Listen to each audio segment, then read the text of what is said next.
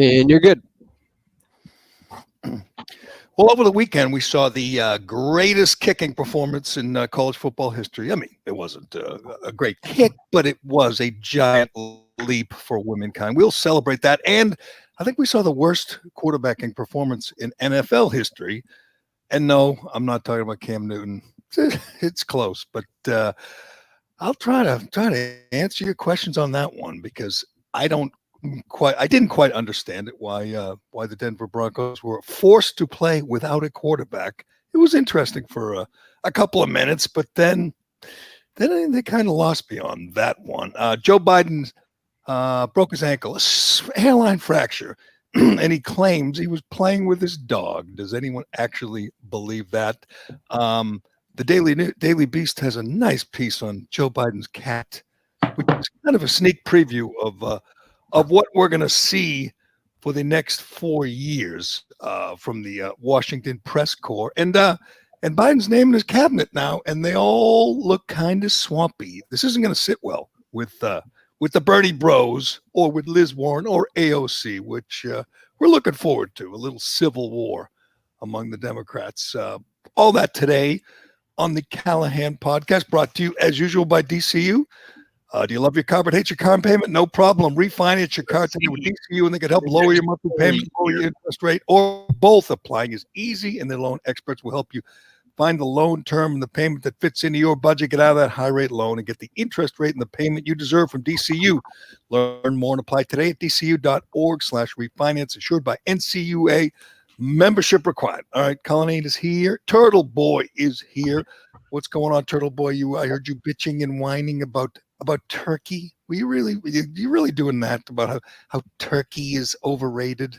Not overrated, just sucks. It's miserable. If buffalo chicken was around in 1620, the Pilgrims would have made that. Turkey. Nothing wrong with buffalo chicken, but we had our last of our turkey last night with gravy and all the leftovers, and it was awesome.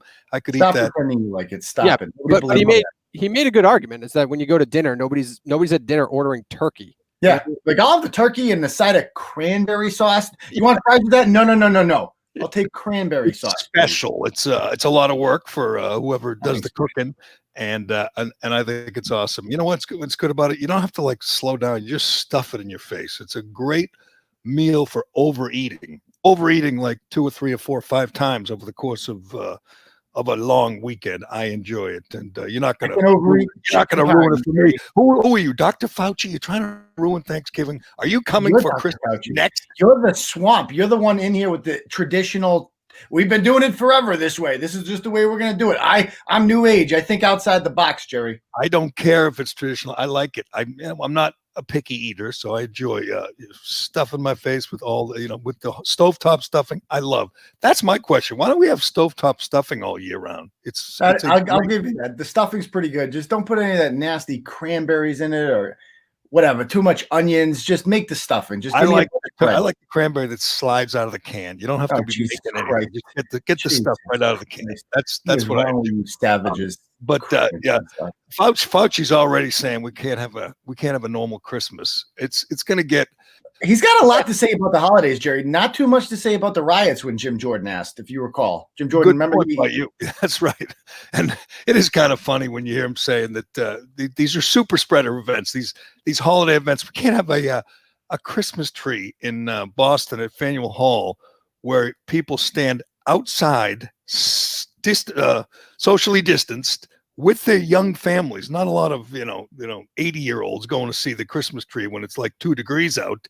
It's young families. They go, they look at it. It makes music. It sings a song. The tree, and then they walk away. That's a super spreader event. But if a Democrat gets elected, or if a police officer happens to have a violent confrontation with a African American perpetrator, then we don't have to worry about spreading it. Then it's different. So we'll continue to monitor that, because I got news for you. They're not slowing down. It's amazing to me how tone deaf people like Gavin Newsom and Andrew Cuomo are, how they violate their own rules, and they don't hesitate to come up with new rules for you and me. I mean, Gavin Newsom Like it never happens. Like it never happens. Like he's come out Like they're so unaware that like when Gavin Newsom goes on Twitter and tells people to wear a mask, it's like he's completely unaware that you're going to get ratioed to high heaven because everybody just saw you at the French Laundry with no mask on, and they just don't care. They just don't care. With 22 people. He was at the dinner with 22 people. It cost $15,000. They weren't socially distanced. They weren't wearing masks. They weren't outside. And he'll turn around the next day and say, you can't have more than 8 people. You have to be outside. You can't spend more than 2 hours together. You must wear your mask between bites. And you look at him and you go, do you forget that we just caught you? We just caught you. You're like the face of hypocrisy. And same with Andrew Cuomo. Over the weekend, Cuomo was encouraging people to patronize small businesses because they're so important to New York. He's put like 10,000 of them out of business. He's destroyed more small business than anyone. And he says, you know what? Here's an idea over the holidays. Why don't you go spend some money at your small businesses? What's next? They're gonna dedicate an old folks home to him next. Like the home for the elderly. Like is that coming next? It is remarkable, and I've said this before. I'll say it again. You'll never see a better example of the disconnect, I would say the absolute corruption and dishonesty of the media than the example of Andrew Cuomo. And it's not just the media. Obviously, it's Hollywood. He won an Emmy. He wrote a book and promoted the book on all the talk shows. Now he's nominated. Andrew Cuomo is nominated for Time Person of the Year, along with Dr. Fauci and AOC. What a crew! I mean, think of that. Think of those three. Has anyone done more destruction in the last? Well, I guess you know who else is nominated. By the way, BLM. Oh, just throw them in. Throw them in. Might as well. Pick your favorite riot. Pick your favorite one. Yeah, so they caused $2 billion worth of damage. They destroyed businesses, burned, looted, and it's been about 6 months. Killed. I mean, people died. And yet they want BLM, an avowed Marxist organization, a violent political organization, to be man of the year or person of the year. But I'm rooting for Cuomo because he's earned it. I mean, Hitler was Time Man of the Year. Stalin was the Time Man of the Year. I think it's only fitting if you're going to nominate those guys. I mean, obviously, Cuomo's not in Hitler's league, but he is a man who's responsible for the death of over 12,000 New York senior citizens. And he's goes about his life like it never happened. He blames other people and just pretends it never happened. We had Janice Dean on the podcast last week. If you haven't heard that one, she was great. She's awesome. She's going to continue to just dog Cuomo every day. Every time something like this happens, she will be doing interviews and tweeting and reminding people of what a monster he is. But he might be on like the cover of the Time magazine as Man of the Year, the guy who put coronavirus patients in nursing homes and wiped out these nursing homes. That guy who killed vulnerable senior citizens might be Time Man of the Year. Has there ever been a bigger disconnect between reality and the perception you get from the left-wing media? No, there's literally nothing that they could do that would not result in fawning praise on their part. Nothing. Which is going to be fun. I mean, I was going to get to this later, but the over the weekend, I'm obviously it's upsetting, it's annoying, it's frustrating to watch. Again, the utter corruption of the mainstream media, the lies they will tell to protect Joe Biden. But the story, I think it was a Daily Beast story, yes, about Biden is special because he's not only bringing his 2 dogs to the White House, but he's going to bring a cat too, Turtleboy. He's going to bring a cat. A pussy. Excellent. Exciting. That exciting. He's going to bring for him. I'm trying to find the cat's name here. I had the dog. The dogs are Major. Isn't it Malarkey? I'm not even kidding. I think it's Malarkey. You're kidding. Maybe there's just some journalist being cute. Put it out there. The dogs are Major and Champ. 2 lame dog names. Right. That's like written by those dogs were named by your campaign manager. I know. You got to give Trump credit. He never got a dog. He's like the second president ever without a dog because most of them, they just get dogs for the show. They get dogs because that's kind of part of the job, having a dog. Yeah. Like that. Those dogs sound like they're named by Karl Rove. It's a Champ. Give me a break. What the hell? I can't find the name of the damn cat, but he's gonna have a cat and 2 dogs, one of which he tripped over or whatever. He hurt his leg, his ankle, allegedly, playing with his dog. Now, does anyone believe that Joe Biden was playing with his dog when he hurt his ankle? See, I Happens all the think time, that Jerry. sounds good. It sounds good. It sounds, It you doesn't. know. It doesn't though. That's the best they could come up with. Well, yes. Here's I would guess when you're 78 and you're absent-minded and you're clumsy, you're more likely to hurt your ankle, break your ankle, getting out of bed when you say, or getting in the tub. If you don't have one of those things those fitted tubs and you have to step over and you slip, wouldn't you say that's more likely? Or just, walking. I mean, he's Question. Is Secret Service going to have to bathe him? Is that part of the job? I mean, I'm kidding, but kind of not kidding. They're going to have to be close by when someone's bathing him in case he slips and falls and you have an emergency. But get used to this. He's in a walking boot. The media was outside the hospital, obviously just to cover up for him. And if they found anything, like if he were tripping or if he were in a wheelchair, you wouldn't have ever seen that picture. But we got to see a video of him walking to his waiting limo. But get used to this, because this is how it begins. If you have someone and it's very sad to see, I've seen it, people fall. He's going to break a hip. He's going to have accidents at home, not just involving the dog, but involving nothing. It'll just be, he fell down walking into the kitchen to get a cup of coffee. And the question will be, when does Kamala ascend to the throne? That's going to be 25th Amendment. Get to know it. We all know the 25th Amendment because they were, the media was encouraging, Mike Pence and everybody else around Trump to use it, but it'll be legit this time. Won't there be times when the country is genuinely concerned that he's no longer physically or mentally fit for the job? Like, we're going to have an emperor's new clothes situation going on if they don't keep a good eye on him. Like, if I was Secret Service, I would want a pay raise because your duties are about to get a whole lot more complicated. Right. I mean, obviously, you don't have to worry about he doesn't have to worry about bad press. They will be there to cover for him, to say that he was playing with his dog and not ask any tough questions. Except, how's the cat, and, what flavor ice cream do you get in your milkshakes, and all the questions that he got throughout the campaign. Did you see, by the way, that Caitlin Collins and CNN was celebrating with other media members because they asked Trump a question? They said it was the first question Trump was asked in 3 weeks, and they took a selfie saying, "We did it. We got a question to Trump."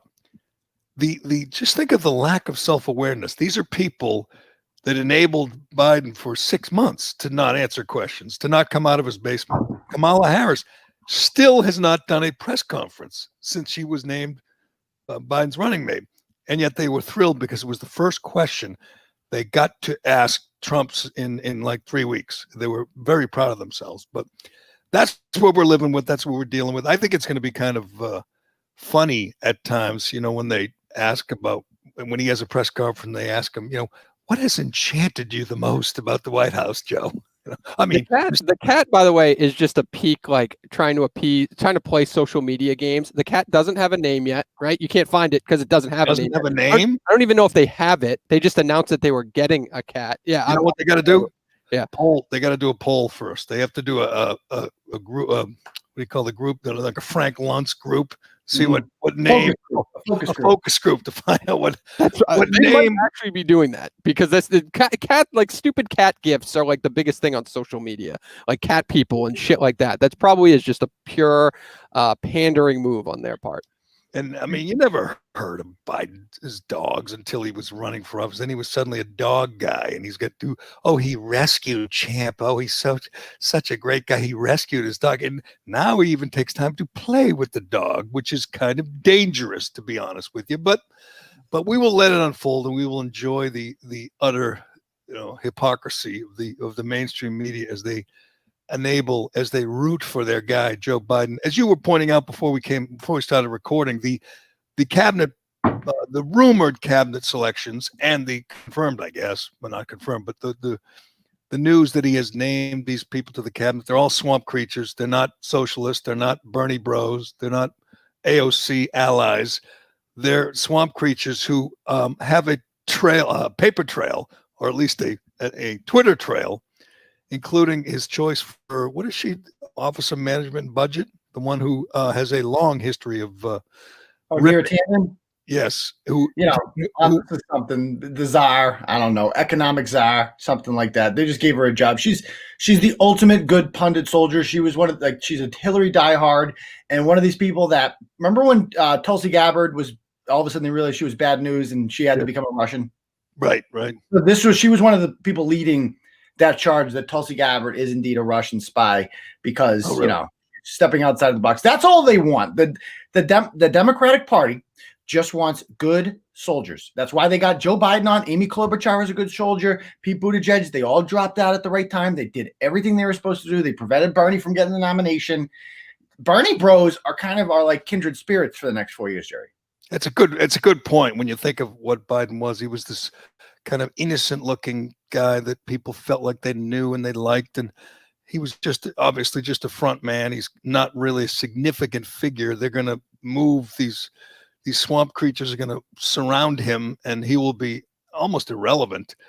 But it is going to be interesting to see how the Bernie Bros and Liz Warren and AOC handle it if they don't get if there are no socialists, if there are no communists in the cabinet. They're not going to like that.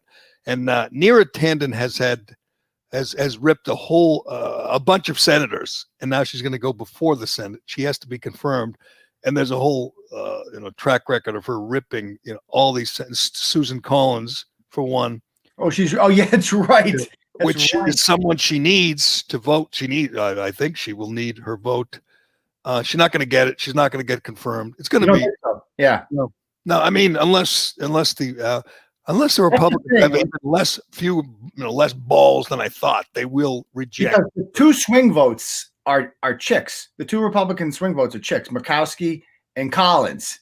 And if if you're a woman that talked a lot of smack about that, I mean, it's only natural, Jerry. It's only natural. This is instinct. They're going to be like, yeah, so that's a no for me. Sorry. You don't call Trump. You don't call Mitt a swing vote. I mean, Mitt's definitely a swing vote. I guess I don't know. I feel like those two would be just catty about it. Imagine what a hero if he cast a deciding vote to get some of these Democrat swamp creatures confirmed. Imagine what a hero he'll be to the New York Times and to Chuck Todd and Andrea Mitchell. They will love him, and that's all Mitt cares about. It's all he lives for. I mean, he's demanding Trump concede right now because he wants to.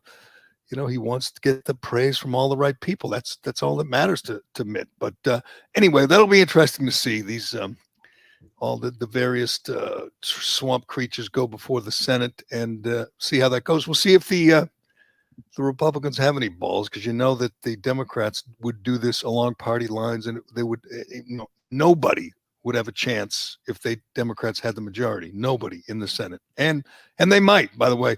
You know what someone was saying over the weekend? The best campaign commercial for the two Republicans in Georgia is Mitt Romney. If Republicans don't win both of those, Mitt Romney is a deciding vote on big issues. Mitt Romney will be so important, which is what he loves, and he wouldn't hesitate to stab the Republicans in the back. There's no chance that that the Republicans lose those two senatorial seats. You know what's crazy when you think about it is that David Perdue won that election pretty easily, and Donald Trump lost the state. That means there's thousands and thousands of people in Georgia who showed up to the polls and were like, you know what? Big David Perdue guy, not so much Donald Trump. I want to meet those people. What were they? I'm with you. There's all kinds of good questions. And if you heard Trump with Maria Bartiromo yesterday, I mean, he's not good at making the case, but there are some great questions like, how did Joe Biden, this lame candidate, get 80 million votes, 15 million more votes than Barack Obama did? They had freaking 3 months to vote. When you don't have elections on one day, when you have 3 months. Usually the Democrats are going around picking up bums, putting them in vans. It's a very busy Tuesday. They get as much done as they can. You give them 3 months to do that, they can get 100 million, Jerry. Yeah, we'll see. And he got more votes than Obama. He outperformed Hillary in only 4 key swing states. Everywhere else, Hillary outperformed him. But the ones that mattered, Atlanta, Philadelphia, Detroit, and Milwaukee, Biden outperformed Hillary. I'm with Trump. When you see these ballot dumps, when you see this, I mean, you and I were together the night of the election. He was winning by double digits in Michigan, and the next morning you get up and they find 400,000 votes for Biden. There was definitely shenanigans. There's no point ever watching election results live ever again. I know, and I've done it, for years, and you always see a guy up double digits with 84% of the vote in. You say that's over, right? Yeah. Well, this was different. Done. Now with mail-in voting, there's literally, if they're not going to count it on election night, there's no point in watching it. None. I mean, it's like watching Barry Bonds hit a 500-foot homer. He's cheating, but there was no way to prove it at the time, and there's nothing you could do about it. So you just kind of sit back and say, yeah, he got away with it. That's what you're seeing. You're seeing what Biden did was cheat. What the Democrats did, they found ballots. They backdated them. They didn't let the Republicans observe. Dead people voted. People voted twice, every way possible in the key spots, in the key swing states. They cheated, but they pulled it off. We should tip our caps to them. Next time, maybe we'll learn something. Maybe Republicans will learn and cheat like they did, because that's how elections are won. Can't we control the majority of state legislatures in this country. Shouldn't, like in Michigan, they control it, I believe, Pennsylvania. Can't they pass state laws that just say, no more balloting? No more balloting. That's the simplest thing they could do, and it would make all the difference. It's amazing, and Trump talks about this. It was a red wave. We know that. There were 27 hospitals, won them all, or they're going to win them all. The Democrats won none of them. It's a red wave in California, some states where you couldn't believe these congressional seats went red, and state legislatures went red, and the people voted for Republicans, just not for president.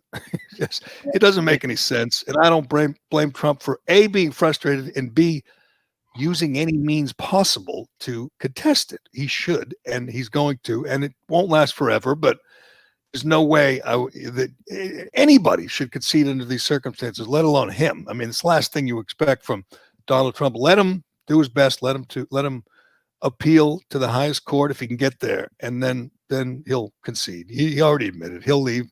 He'll leave the White House. Will he go to the inauguration? Probably not. You know what he'll do? What I said he would do. I don't know if I was with you, but I said he should hold a rally on Inauguration Day, and that's what he's going to do. Will there be a walk of shame? No. Well, yeah, I mean, there will be a walk. Yeah, you got to walk to the, to the helicopter and get flown somewhere. I feel like he's going to leave through like a bunker or something. Maybe. He doesn't have it in him, his ego, to allow the press to see him leaving the White House for the last time. He doesn't have it in him. Maybe he'll just turn over, give him the middle finger. Would that work? Or that would be freaking vintage. That would be a classic moment in American history. Yeah, I mean, he's gonna love that helicopter picture moment. Everybody loves that helicopter picture moment. Yeah, when you're leaving after 2 terms, they like that. Right. I mean, because he will genuinely feel like he's been screwed out of the office. He will genuinely feel like it wasn't on the level. And let's be honest, it wasn't. There was massive voter fraud. We all know that. I mean, no, it wasn't enough. Right. I'm not saying there was enough. I didn't say there was enough. But that there was a real concerted effort to cheat, and it worked. I just feel like talking about voter fraud and Dominion and all that stuff, it takes away from the bigger issue that Republicans should and could address, and that's ending mail-in voting. Mail-in voting must end forever. Never again can that be allowed. Well, I asked the question, and I've asked it a few times, who's responsible? Which Republican conceded on that issue? Which Republican said, you know what, COVID, let's let everyone mail in? And as soon as they said that, all the Democrat swamp creatures said, we got them now. Yep. They knew even with COVID, it was a long shot. They had to get mail-in voting. That's the easiest way to cheat. Everybody knows it. You've seen Democrats talk about it before, before COVID, obviously, but before they did this. But Obama was concerned. Hillary, everybody said mail-in voting. You saw William Barr say, no, that's just it's a wide open door for cheating. And he was right. And everyone knows it, but we're all going to pretend it wasn't prevalent because of big, bad orange man who's gone now or be gone soon, and he'll be doing rallies and he'll be wild. He's going to be a wild former president like we've never seen before. Don't you think? Yeah, I do worry about him coming back in 2024 and sabotaging the party. I'm worried about that. Like, if you don't worry about it. I mean, it's too early to worry about that. But I'm with you. He'll be too old. He'll be 78. I already said I don't want a 78-year-old president. So forget that. But yeah, you like DeSantis? You a DeSantis guy? I'm any of the above. Right now, I like Josh Hawley. I like Kristi Noem. I like DeSantis. Those are the three I like. One of those three will do nicely. I like Tom Cotton. I like Don Jr. Don Jr. will be wild if he's in the primaries and he's up there on stage. It'll be wild. And I mean, Donald Sr. will be good for business. It'll be entertaining as hell, but he'll be old and it'll feel like we've already been there and done that. I think it's time to move on, have someone else take the mantle and hold rallies and say the things he said and say America first and say no more foreign wars or endless wars, to do all the to continue on his policies, but don't continue on his the good part is that the Democrats won't be able to get the kind of turnout in 2024 that they got without Trump on the ballot. Trump brings people out, whether or not you love him or you hate him. 80 million people voted for Joe Biden because they were energized because of Donald Trump, not because of Joe Biden. They won't have that advantage in 4 years. It's true. Nobody voted for Joe Biden. Nobody. Jill Biden didn't vote for Joe Biden. There were 74 million people who voted for Donald Trump and 80 million who voted against Donald Trump. That's his legacy. He should be proud of it and take a bow. And once Rudy and Sidney Powell have done their thing in a couple of weeks, just say, all right, they did it. Just admit it. Say they stole it from me, fair and square. And we got to start primarying these people too, a commenter says, and I agree. Matt Gaetz should be primarying Rubio in Florida in 2 years. Like, that's the kind of thing that we need to see. We need more people like Gaetz and less people like Marco Rubio. Yeah, I'm with you. Gaetz is great. He was on last night and he said, you know what I want to meet, who I'd like to meet? And he was telling Steve Hilton on Fox, you should get these people as your guests. Get all those black people, African-American voters, who didn't vote for Obama, but were so energized by Biden that they showed up. They showed up 8 years later just to vote for Joe Biden. I want to meet them because I don't think they exist. They don't exist. Look at Donald Trump won 4 times the black vote that Joe Biden won. 4 times. So I don't think they do exist. The Joe Biden one? I mean, Donald Trump won 4 times the black vote that Mitt Romney won. Right. Oh yeah. Yeah. I mean, I'm with you. They don't exist. It was it was just a good point. Like, where are these people who didn't feel energized or motivated to go to the polls and vote for Obama, our first black president, but did feel motivated by Sleepy Joe? It just doesn't seem possible. It isn't possible. It's just one of those questions that's really not provable. You can't say that's voter fraud, but it sure is suspicious. There's a lot of questions like that. How did that happen? It's not suspicious. It's simple. You had 3 months to vote, Jerry. They had 3 months to get people, the laziest people who had no inclination to vote whatsoever, and just said, literally, we're going to, in Nevada, we are literally mailing your fat ass a ballot because you're so lazy. All you got to do, like, there's a stamp on it and everything. Just check Joe Biden. You don't even have to check. They will come to your house and you can hand them the blank ballot. And they'll say, we'll take care of it for you. You want that's all it is. I don't think it was widespread cheating. I just think they made it so easy to vote for Joe Biden that's why voter increased. Vote against Donald Trump. You have a good point, but enough of this. I mean, all that's just a presidential election. That's all we're talking about here is the who's going to be a leader of the free world for the next 4 years. Enough of this small time stuff. Can we talk about history? History was made over the weekend, Turtleboy. I know you might not have been paying attention because you were writing about some ratchet from Weymouth or something, but we're talking about real history here. Did you watch the Vanderbilt game? Oh, monumental. That was the kick heard around the world. Yeah, you know what? I felt like I was there outside the bus watching Rosa Parks sit in the front. And I was watching history. I mean, the hairs on my neck stood up, and I was watching Rosa Parks sit. I was watching Martin Luther King march on Washington. That's what I felt like I was watching. I felt like for the first time ever, I was sitting there in Brooklyn watching Jackie Robinson dig in. First time ever. And fans were taunting him, racial slurs from the other dugout. Jackie Robinson turned the other cheek and just played his ass off. And he was rookie of the year. and he was a great player, and he was the perfect trailblazer for this cause. Take a step back, Jackie. Take a seat. Rosa, enough. We have a real trailblazer, a real American icon, a freedom fighter, a civil rights hero in Sarah Fuller. You don't know who Sarah Fuller is? I do now. She's going to the Hall of Fame. If you haven't taught your kids about Sarah Fuller, I mean, what is that picture behind you on the wall?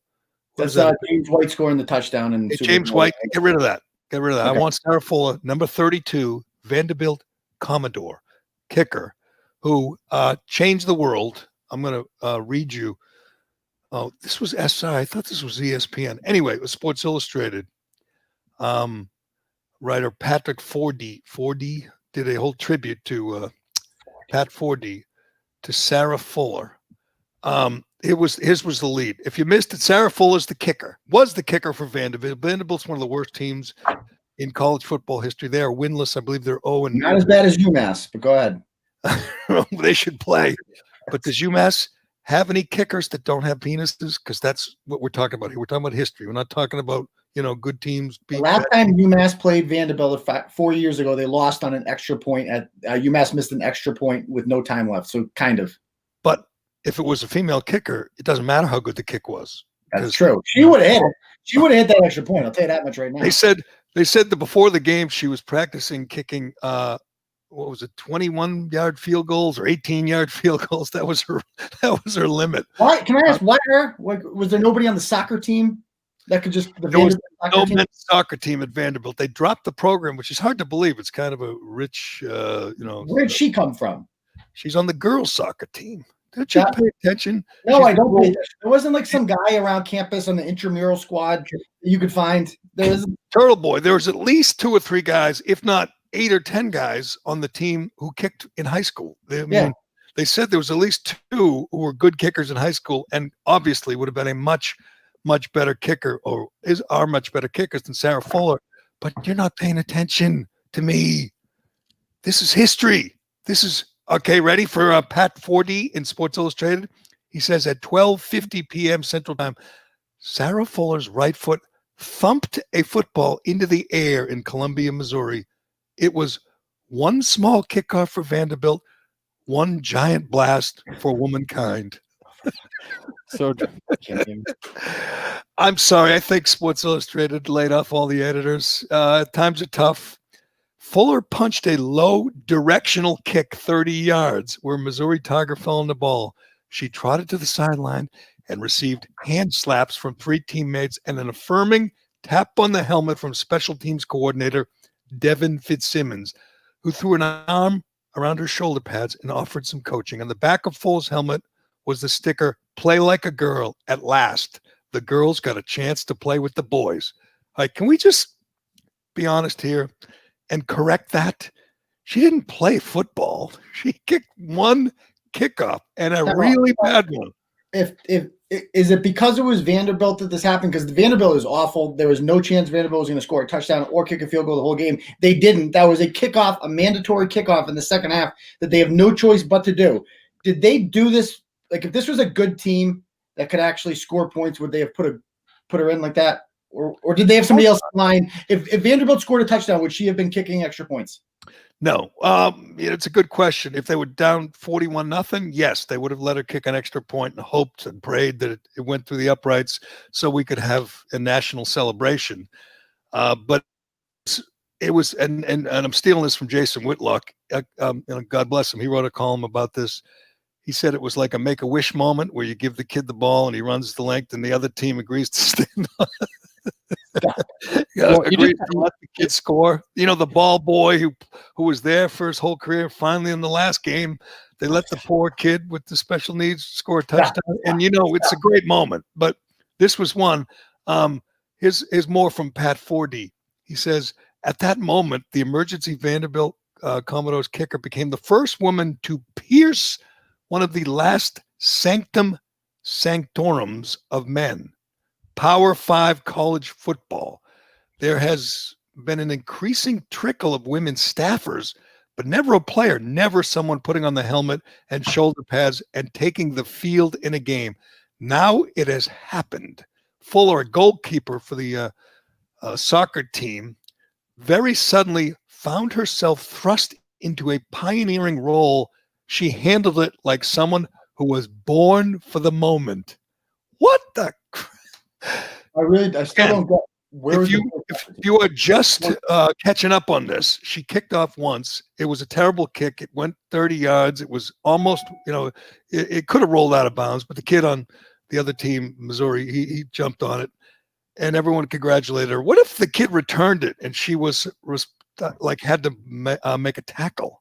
I think it was like Jason Whitlock said. There had to be some type of agreement beforehand. Like, well, that's what I was going to ask you, and you kind of answered the question with a extra point. But what if she went out there and, like, if Vanderbilt didn't suck and she was in field goal position and kicked a field goal and made it, would your opinion of the situation change? Yes, I mean, if she was a good kicker, of course. I didn't think she would be bad, but she looked bad, and from all I read, even pregame, she wasn't, nailing, 45-yarders. I mean, she's not a kicker. She's a soccer player, and they should have let her punt because she's a goalie who punts the soccer ball all the time.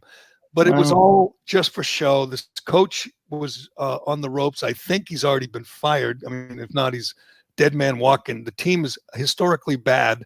Their starting kicker got COVID, and they let this woman, and God bless her, she's supposedly a great soccer player, and a good student, and she's handled it well with the media and all that. But the things, I mean, on Twitter I was making fun of it. I just said terrible kick, and I had hundreds of people say, "You miserable bastard! Can't we just have?" You are like the ratio king on Twitter. Like you, every time Jerry tweets, you're like a minor version of Trump. Like you have a group of dedicated people who just are Jerry reply guys, who just every time just make fun of you.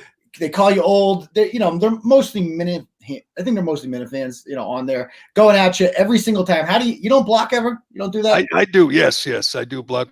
People do racist things, and because you can't really respond if someone's going to either call you a racist or if they're racist themselves, it's really not productive to go back and forth with someone like that. Whether they're going to say that's racist or right. I'm tempted. That's why I block people, because I would waste so much time getting it into it with like some person with 5 followers and a Twitter egg that literally just made an account today just to get to me. Well, I'm giving them my time. I can't do it. I have to stop. I don't either. And I'm proud to say I've never mocked someone for how many followers they've had or their egg. I've never said that. I've never done that on Twitter. You only have 5.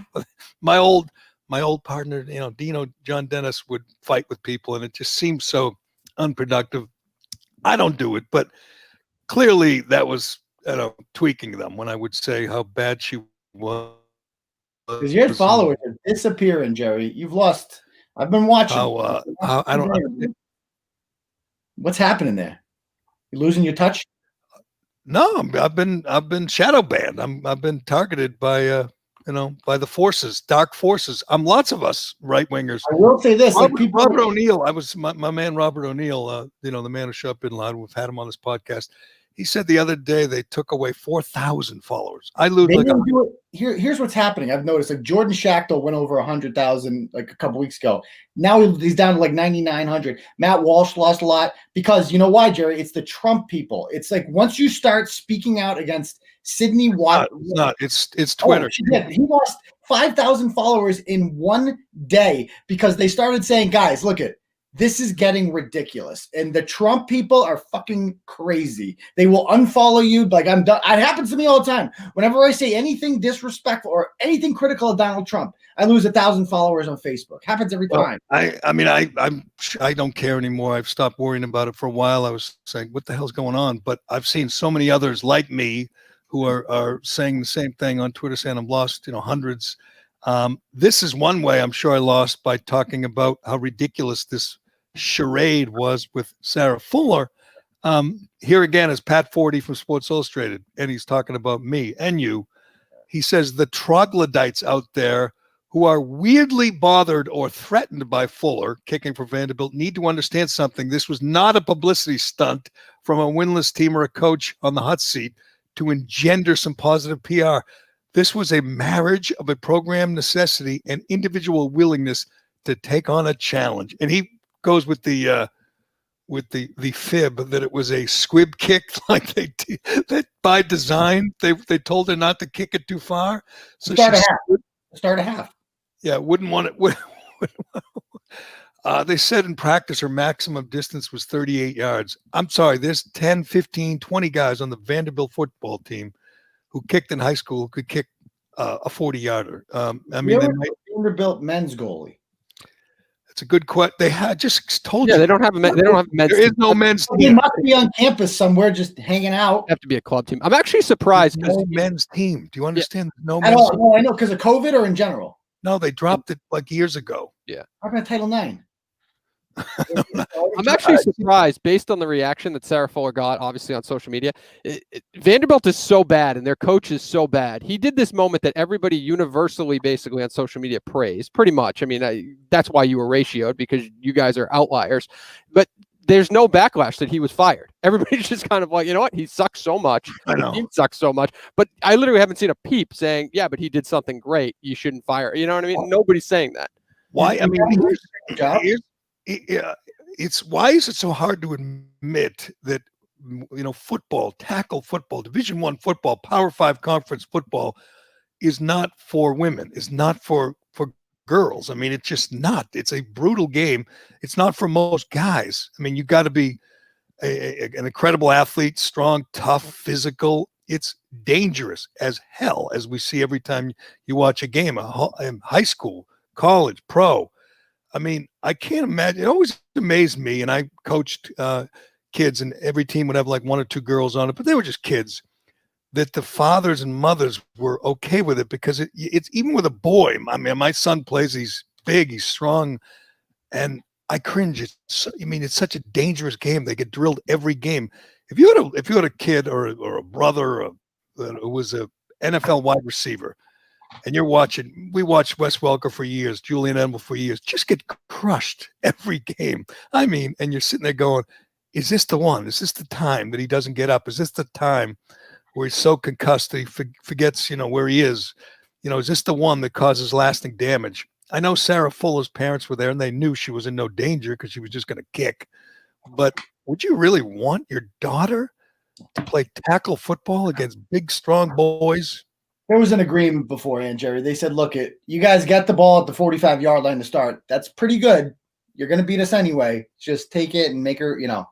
We don't. Last thing we need, I think we can all agree, is a situation where one of your guys comes down and they're forced to plow into her in order for you to score a touchdown. And it's you know, I understand what the coach is doing. I understand why she's doing it. I watched some of the Vanderbilt game, which I've never watched, kind of like watching the Denver Broncos, which I'm going to get to that.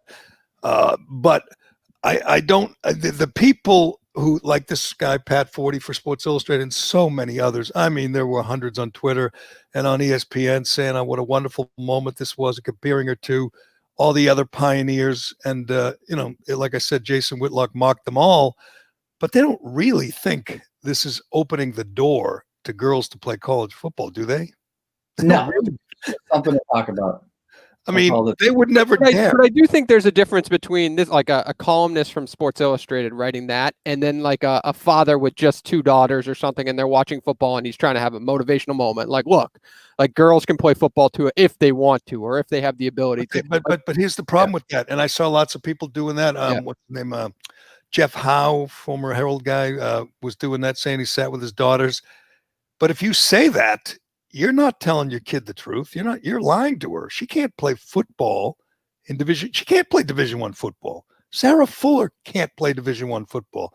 Your daughter can't play. I don't know why you'd want her to play, but if she says, Dad, because of Sarah Fuller, I want to be a Division I football player or an NFL player, and you say, good, you know, that's your dream, you're not really being honest with your child. Yeah, but can't that start kind of it starts the conversation of saying, listen, it's obviously the girls can do anything, talk, and it's starting the conversation of, if your skill merits being there, this is possible because it's happened before. Okay, you have a daughter. Are you going to tell her that? Are you going to tell her if she wants to play football, she can? Probably not.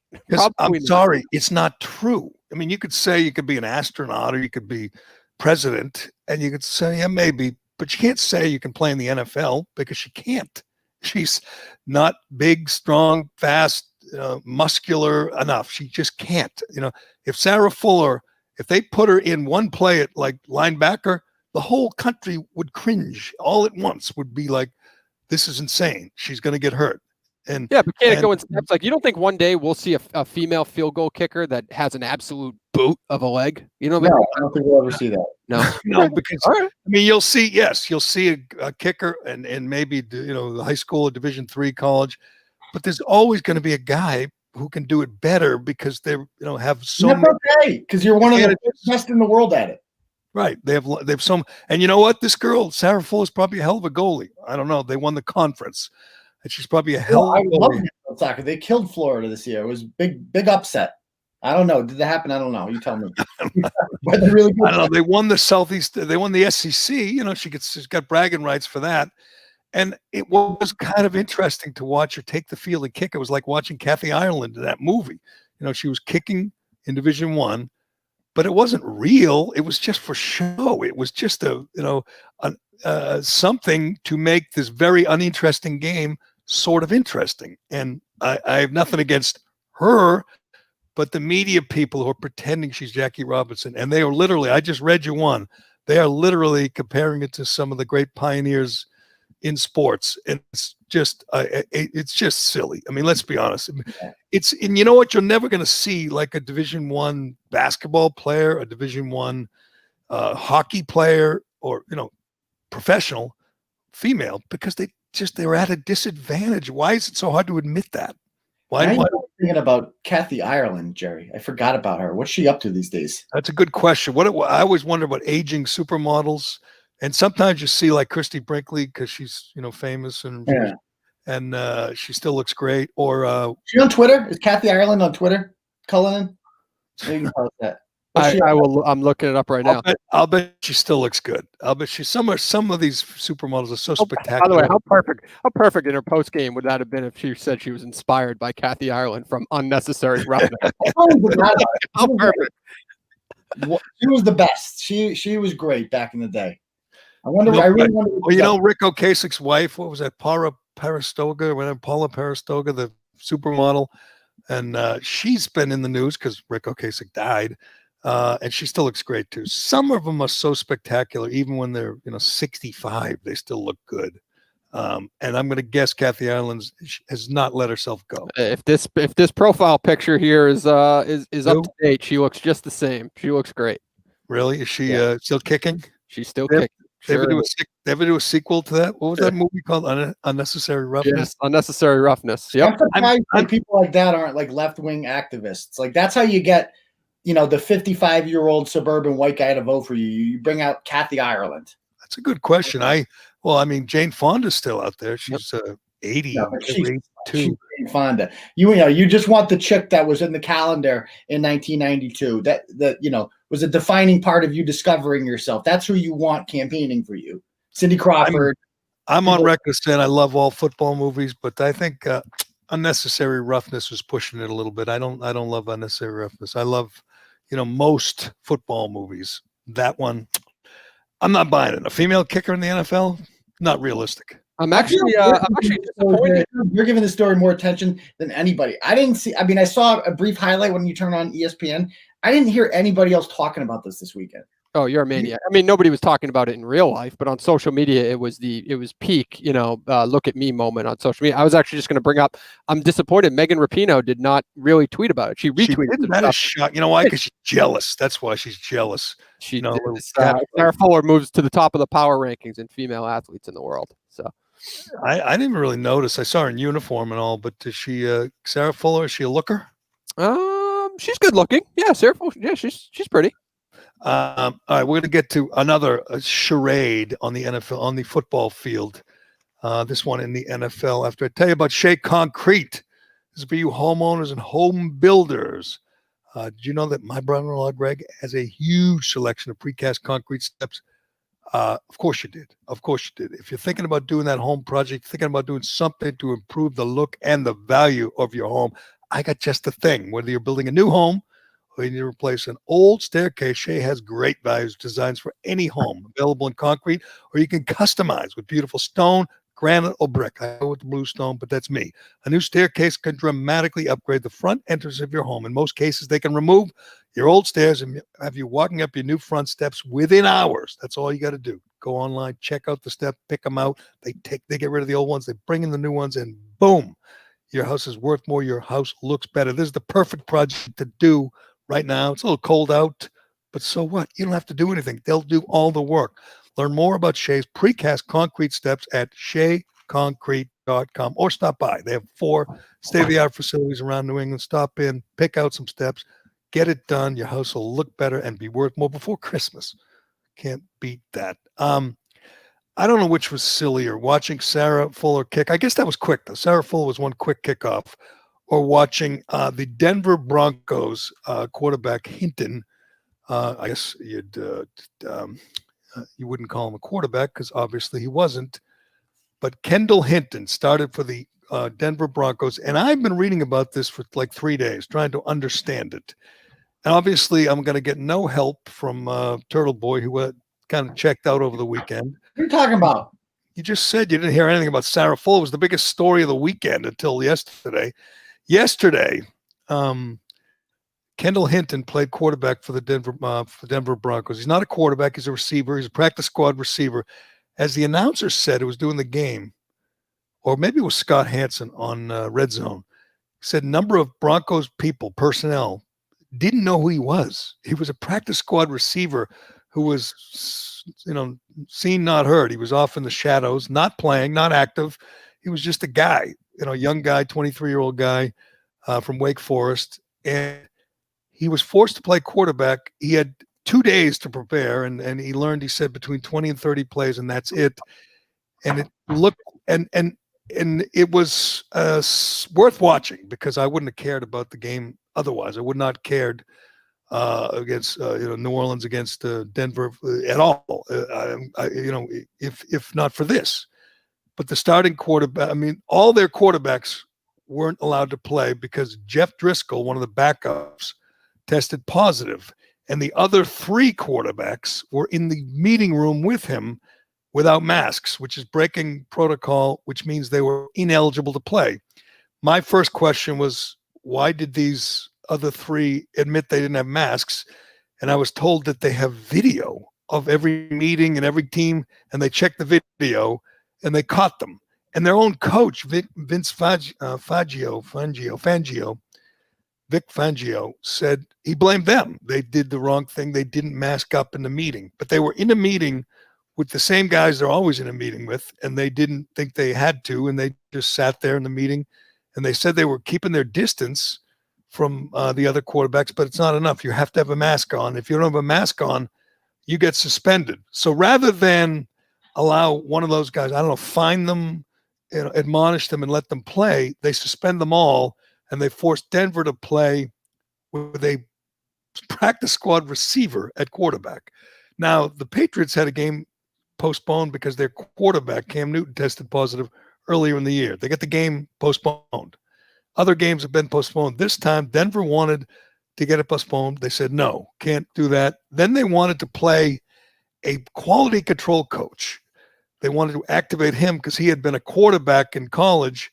The league said no, which to me is crazy, because it would have been fun to see a coach suit up and play. But they said they don't want to do that because that allows teams to hide players on the coaching staff, and keep them eligible. So they wouldn't allow this quality control coach to play quarterback, forcing them to use Kendall Hinton.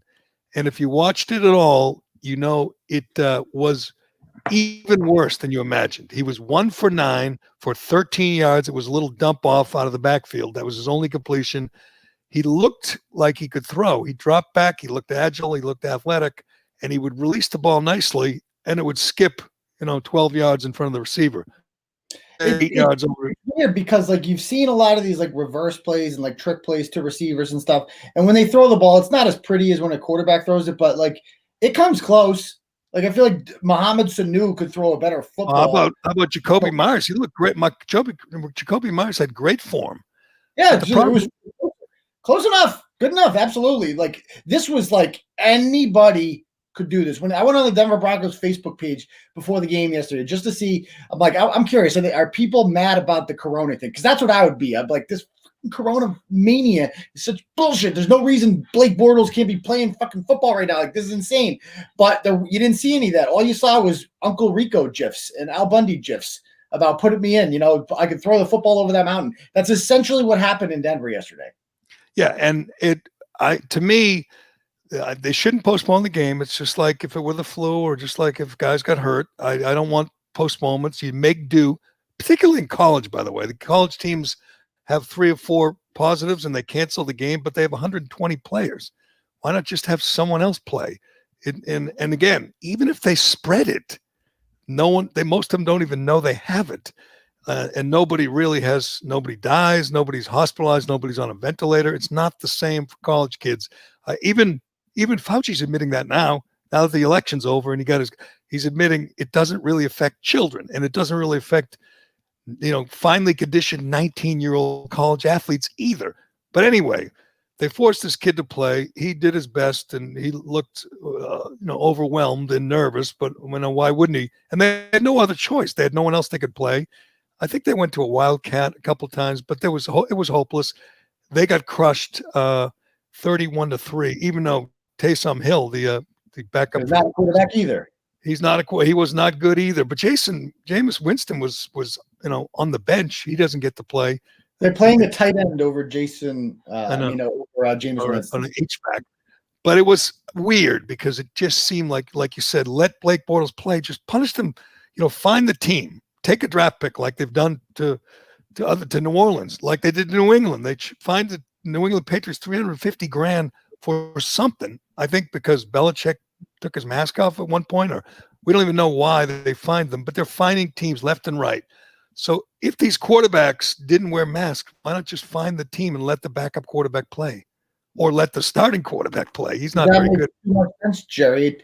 I asked that before we get started. I'm like, is there like a 48-hour? Is that how long it takes for a COVID test to go through? Couldn't you have just taken any of those 3 guys? But yeah, you guys broke the rules. Let me just make sure you don't have COVID and then just test them. Why isn't that sufficient?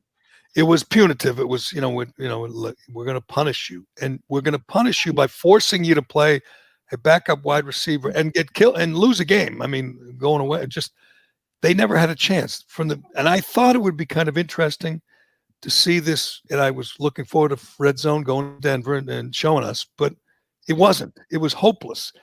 Like from the beginning, you knew that Denver could not win the game. So the whole thing was pointless. Playing this game with this kid at quarterback was pointless. It was a dumb move by the NFL. There was just no reason to watch other than to see how bad he was. And you could see that right away. You could see right away that they had zero chance of winning the game. That's got to be the hardest emergency sports situation of all time. Like, remember the Capitals goalie who was like a tax accountant? Like, coming in, if you're a beer league goalie, like, you can pull it off in the NHL. You might suck, but you can pull it off. You can't come into an NFL. And not only coming in, like when you see a position player pitch, it's 10-1 in the 8th inning or 9th inning, right? It's hopeless. It doesn't matter. This is a real game. It was 0-0. I'm pretty sure when it started. And who had a higher quarterback rating, him or Cam Newton? Good question, Turtleboy. I was going to say Cam Newton. He enjoyed it because he wasn't the worst quarterback in the NFL yesterday. Kendall Hinton was, because Kendall Hinton's rating was 0. Cam Newton's rating, former MVP, former number 1 pick, former Heisman winner, his rating was 23.6.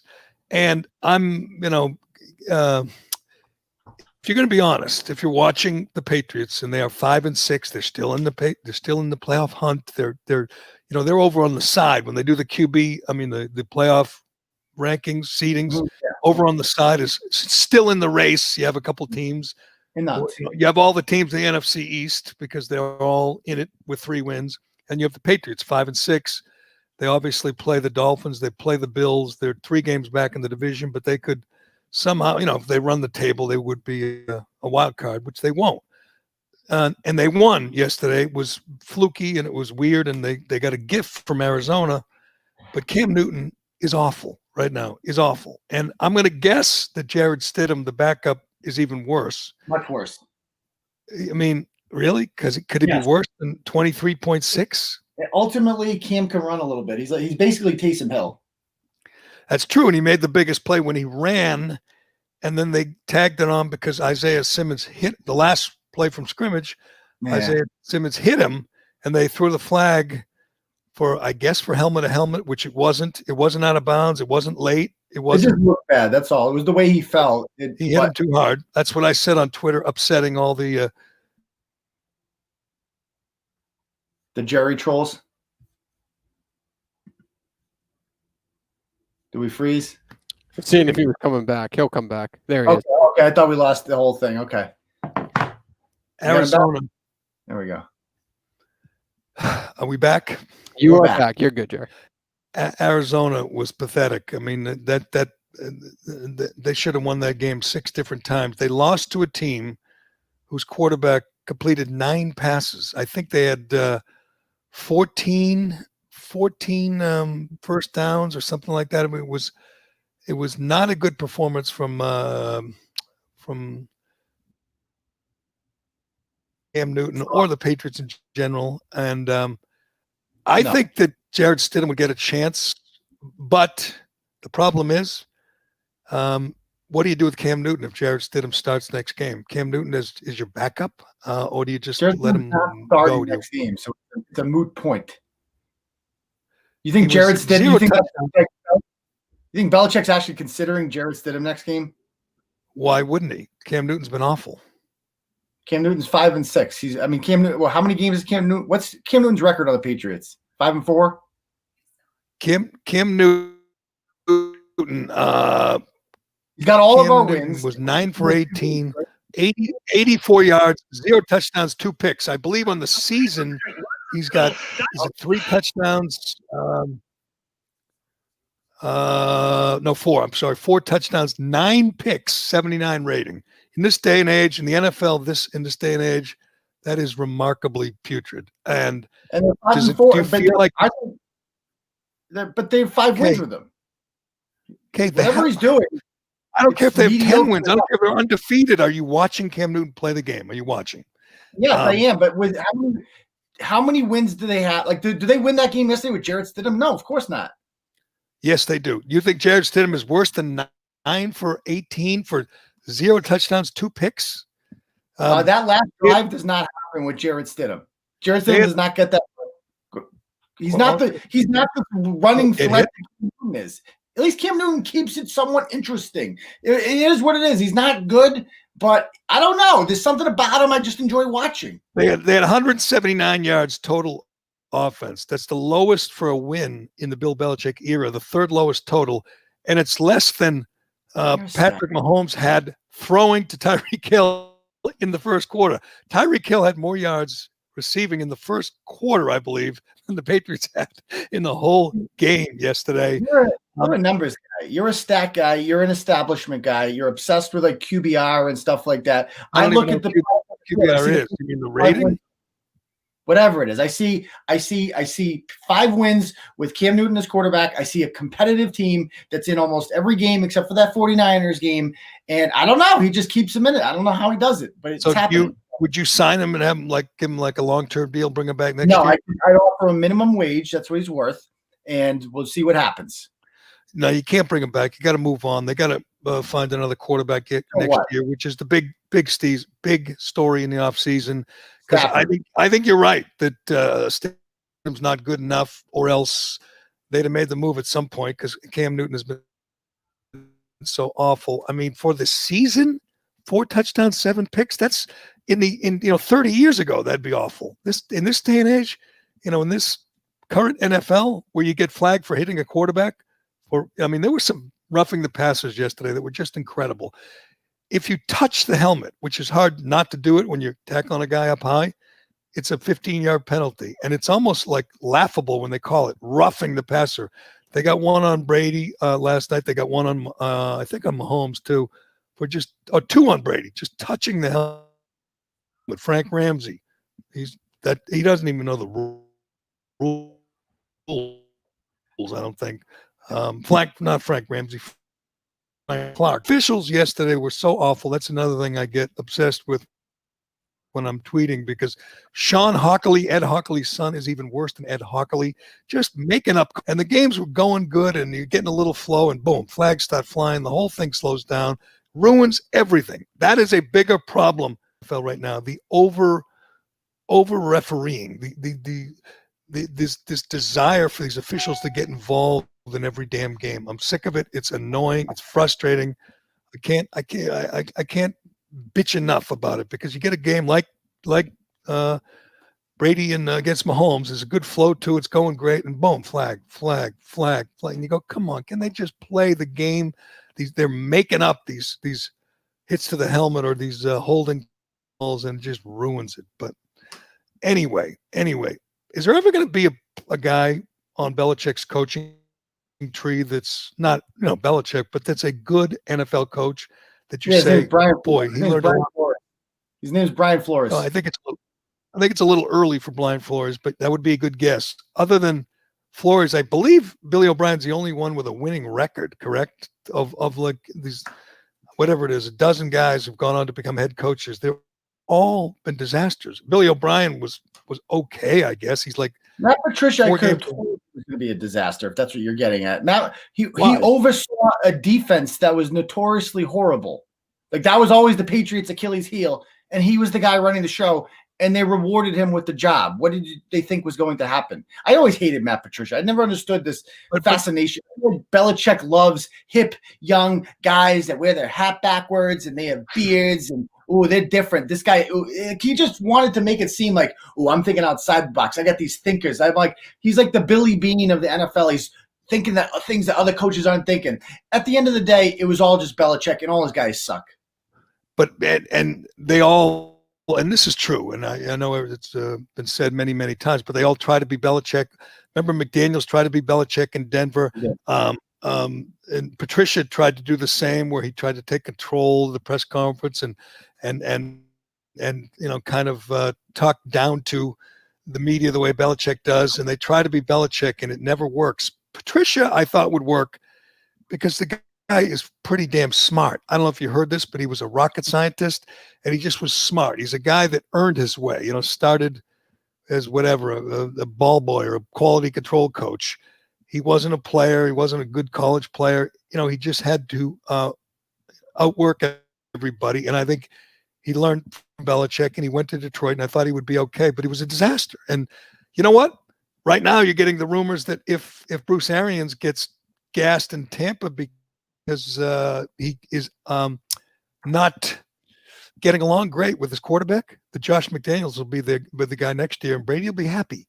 Brady will be happy to have a new coach, to have Josh, to be reunited with Josh. So they're going to keep getting chances. It's just what's Arians' problem, by the way? What's his problem? He likes throwing deep, and Brady threw deep. Well, Brady went 20. Brady missed on 20 straight deep balls going into yesterday. But yesterday he hit on a few, and he looked good, and made a nice little comeback. So I don't know. Brady will, and Arians likes to call out his quarterback, which Belichick never did, which is a little unusual. But Brady doesn't want to. He's not going to fight back. He's not going to criticize his coach. Nothing's going to come of that. They're, I believe, the 6th seed now in the NFC, and Brady. At first, was looking terrible. It looked like it was going to be one of those games where Brady just looked old, but he ended up clicking with with Evans and he didn't throw to AB at all though. He didn't throw to Gronk. He threw to Gronk early on. He got Godwin. Hooked up with Godwin and hooked up with Gronk, but not with AB, his buddy. Which is fine. I like. Brady. Whenever Brady gets down like 2 touchdowns, it just goes to Fournette. You know what I mean? Little dump offs. That's what Brady was really good at, which isn't really that hard to do, I guess. But it was just fun to watch because you knew exactly what was going to happen. Like if you're a running back on, this team, like it's got to be fun to play with Tom Brady. I think. I mean, it's obvious that the Arians likes to throw deep and Brady doesn't, and Brady likes to work the middle of the field. I mean, he can do it all, obviously, but I think he's going to continue to clash unless they win it all, which they're not going to do. I mean, they're the 6th seed. They're not going to win their division. They're not going to be a top seed, and they're not going to obviously win the NFC. So they're going to be, He'll play in the first week, which he's not used to. They're going to be going on the road. On it'd be cool. Did you see at the end? It means nothing. It means a little, not what it used to mean. Okay, did you hear Tony Romo at the end of the game? Tony Romo predicted that they would meet again. Yeah, in the Super Bowl. And which would be so awesome for the league. Wouldn't it be awesome to see Brady against Mahomes in the Super Bowl? That would be a great matchup. And I agree. Like, there is no way the Chiefs don't make the Super Bowl. No way. They are far and away the best team. It's not even close. The Pittsburgh Steelers are the fakest undefeated team in the history of the NFL. They would, if they played the Chiefs right now in Pittsburgh, what would the line be on that? It would be Kansas City by like 10 in the playoffs.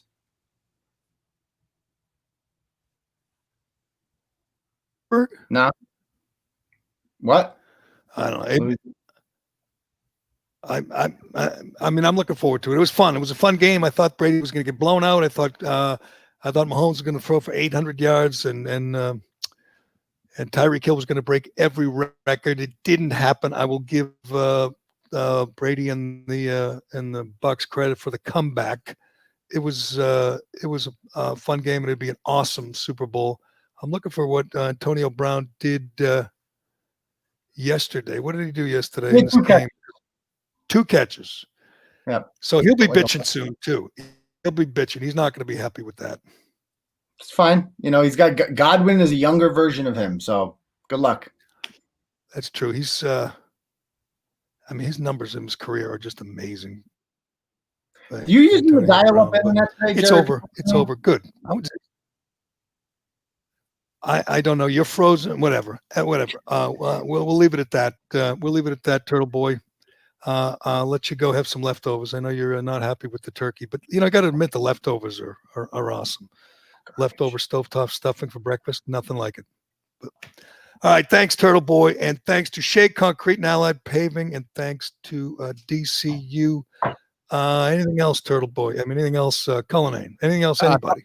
Thoughts and prayers to Nate Robinson. Just every meme in the book out on the internet, but oh my God, was he out cold?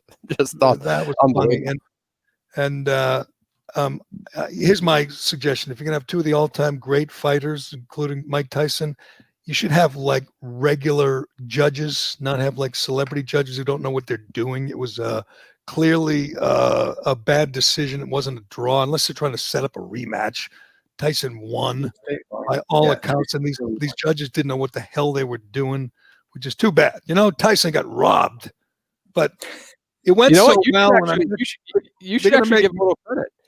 You should give a little credit because they put. I remember back in your EEI days, you would always talk about the Red Sox play-by-play being boring. I'd say Snoop Dogg at the announcer's booth is always a good idea from an entertainment standpoint. Why not? Why not? Yeah. Why not let him swear? Why not? He was probably smoking, during the whole thing. Why not go all in? But I think it went well enough so they're going to do it again. And you'll see Tyson against Holyfield or something. It's going to get crazy. Hey, more Snoop. We should hear more thoughts of his on Gail King. Maybe. You know what I think? I predict the next fight's going to be the next celebrity fight, and I'm buying it.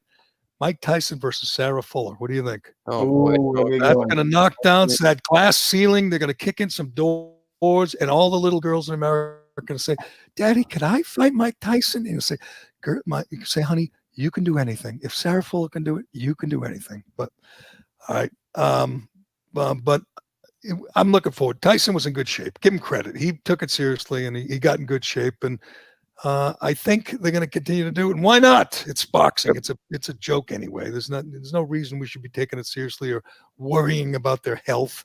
They're barbarians. Good luck to them. But all right, thanks, Turtleboy, and thanks, Cullinane. I'm Jerry Callahan. This is the Callahan Podcast, and we will talk to you again tomorrow.